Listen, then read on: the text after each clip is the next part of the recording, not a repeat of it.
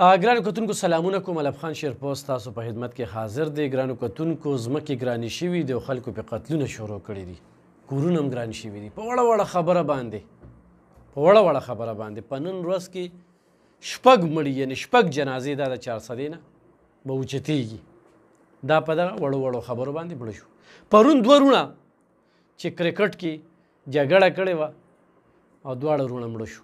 تفصیل ورته په دغه پروګرام کې وایم. ګرانو کتونکو په 400 کې د پړانګو تاڼې په حدودو کې د کور په ملکیت باندې جګړه وشول او د کور په ملکیت په دغه تنازع باندې په کور کې دننه 3 کسه مړه شول، وویشتلی شو او یو پکې سخت جوبل شوی دی.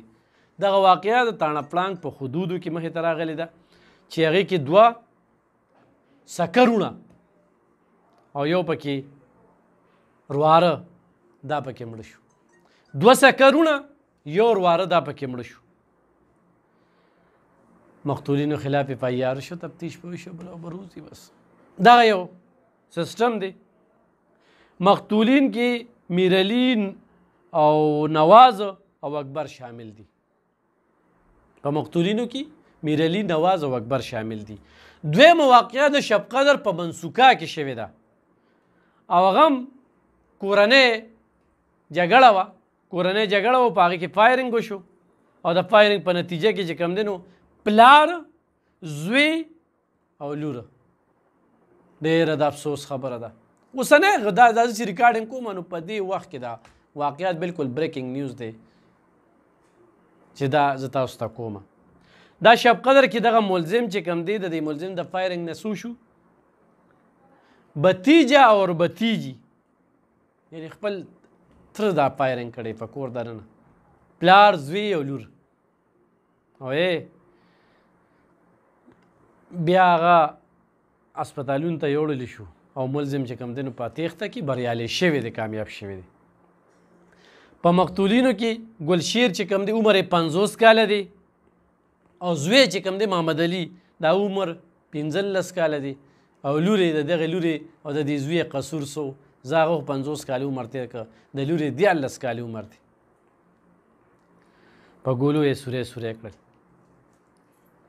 ګلشیر ښځه چې کومه ده یعنې د دې بچو پلار هغه شدید زخمی ده، جوبل ده، سخته جوبل ده. دغه د زخمی په دغه حالاتو کې چې کومه ده نو هغه په مرغوني حالاتو کې اسپتال ته ریفر کړی د پېښور ته دوا ولکو چې کم جوبل دي نو هغه د خدای پاک هغوی له صحت ورکړي. دا په کورنۍ جګړې. پرون په کرکټ کې په مندڼي اریچن علاقه کې کسان روان شوي دي، یو فایرنګ کړی دی، مخالف یې ویستی دی. اوس مخالف څنګه د دوی د مخکې نه د مستوراتو لانجه را روانه وه، خو دغه کرکټ کې دوی روان شو نو بس ډزې کړي دي. په ډزو کې چې یو دغه کړی نو بیا په امبولینس کې اچولې دی. نو یو نابلده ډرایور امبولینس ته ناست و چې دغه زخمي اسپتال ته ورسوي نو هغه ورپسې ګور ته هغه هم ورسو، یو ورور یې هم ورله ورسو. نو هلته یې ګاډي جنګولې دي نو هغه خو پاټکه مړ دی، ورور ورسره ناست و هغه هم پکې مړ شو او 2 پکې سخت جوبل شوي دي. دا ګرانو کتونکو بېګا ماښامۍ خبره ده. دغه غم بیل چې رور خو ویشتلی شو اسپتال ته وړي چې بد شي نو هغه چې کوم دی دا کوم ځای کې ریچن سره دا لیچو اسپتال لیچو دا باغونه نه دي دغه ځای کې د ګاډي بې قابو شوي دی، لاندې کندې ته دی پروت دی.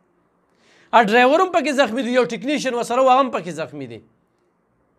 نو ګرانو کتونکو زه تاسو ته بیا وایم چې دې وخت کې په 400 کې د پړانګو تاڼې په حدودو کې د کور په ملکیت باندې 3 کسه د یو کور نه او دغه شانتې په منسوکا شب قدر کې د یو کور نه 3 کسه لور، زوی، پلار. ډېر افسوسناکه پیښه ده. دا ځمکې پاتې دي. کو چرې دې کې مشرانو غوښتل نو دا مسلې د مخکې نه خو په کور باندې روانې یا په دغه کې روانې نه پکې جرګه کېدی شي. او اکثر زه هغه پولیس والا ته وایم چې تاسو ته وچېره موږ له یا دا مسله حل کړه یا دې ځمکې له راشه یا رانه ځمکه ګیره کړې ده، تاسو پکې ټیمونه ورکوئ او د هغوی خبرو ته توجه نه ورکوئ نو خلک قانون په لاسو کې راولي دغسې ډز نو کورونه بچ کې، روغ کې او مسلې حل کې. هماغه خبره کوم چې بیروکریټ مسایل ختموي، وسایل وروړي. د پولیسو هم دغه کار دی چې دوی مسلې ختموي مسلې به پیدا کوي نه کوم ځای کې چې ایس ایچ او نه سستي وشي دغه شان مسلې را پیدا شي یاد ساته دا هسې بې څه نه کېږي د دوی سستي هم پکې شامله ده الله پاک دې دغه خاندانونو له صبر وکړي ډېر افسوسناکه پېښه ده په 400 کې دې وخت کې 6 جنازې به اوچتېږي